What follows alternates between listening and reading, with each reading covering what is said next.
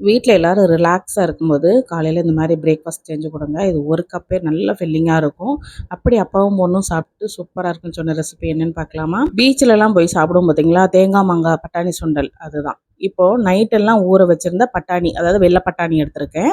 அதில கொஞ்சமா மஞ்சள் தூள், உப்பு சேர்த்துட்டு, தண்ணியும் சேர்த்துட்டு ஒரு 5 விசிலுக்கு விட்டு வச்சுக்கோங்க. அதுக்கு இடையில நான் என்னென்ன மசாலாலாம் சேர்க்கிறேன், என்னென்ன காய் சேர்க்கிறேங்கிறத டைட்டில்ல குடுத்துருக்கேன் பார்த்துக்கோங்க.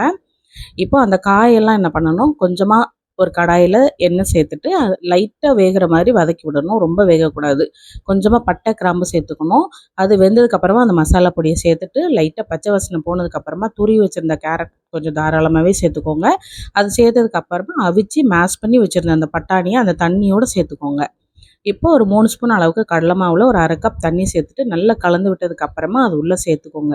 சேர்த்துட்டு 10 நிமிஷம் நல்லா கொதிக்க விட்டதுக்கு அப்புறமா ஃபைனலா கொஞ்சம் கேரட்டும், வெங்காயம் சேர்த்து இறக்குனா பட்டாணி சுண்டல் ரெடி.